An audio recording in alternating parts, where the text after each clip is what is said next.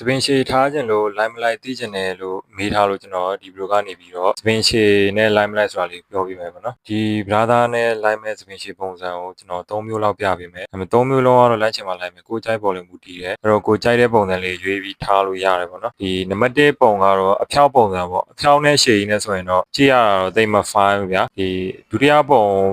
ဇံဖြစ်တဲ့ wolf cut ကိုမှ long wolf cut ပုံစံမျိုး layer လေးနဲ့ညှပ်ထားတဲ့ပုံစံဆိုရင်တော့ကြည့်ရတာနည်းနည်းအဆင်ပြေတယ်။နောက်တတိယတစ်မျိုးကတော့နည်းနည်းအကောက်ထည့်ထားတဲ့ပုံစံပေါ့နော်။စပင်ကိုရှည်ပြီးတော့ကောက်လိုက်တဲ့ပုံစံမျိုးဆိုရင်တော့ brother မျက်နှာပေါင်းနဲ့ကြည့်ရ fine တယ်ပေါ့နော်။ဒုတိယပုံနဲ့တတိယပုံကတော့ပို့ပြီးတော့အဆင်ပြေမယ်လို့တော့ကျွန်တော်အနေနဲ့တော့ထင်တယ်ပေါ့နော်။ brother ကိုကြိုက်တဲ့ပုံစံမျိုးကိုထားလို့ရတယ်။ဒီကကိုယ်စပင်က original အဖြောက်ဆိုရင်တော့ရှည်လာတဲ့အခါမှာဆိုင်အောင်သွားပြီးတော့အဲ့လိုကောက်လိုက်ဖို့လိုတယ်ပေါ့နော်။ဒီတိုင်းအဖြောက်ကြီးကြည့်မကောင်းဘူးပေါ့လေ။အဖြောက်ကြီးတိုင်းအဆင်ပြေတယ်နေလို့ရတယ်ဆိုရင်တော့လေထားပါ။အခုပြပေးခဲ့တဲ့သုံးပုံတွေကကိုကြိုက်တဲ့ပုံစံကိုရွေးပြီးထားလို့ရပါတယ်ဗျ။အခြေထားမယ်ဆိုရင်ဒီလို hand နဲ့ပတ်သက်တဲ့ knowledge တွေကိုစဉ်းစားမပြတ်ကြည့်ချင်တယ်ဆိုရင်ကျွန်တော်ကောက်လေးကို follow ပေးသွားလို့ရပါတယ်ဗျ။နောက်ဗီဒီယိုတွေမှာပြန်တွေ့ပါမယ်။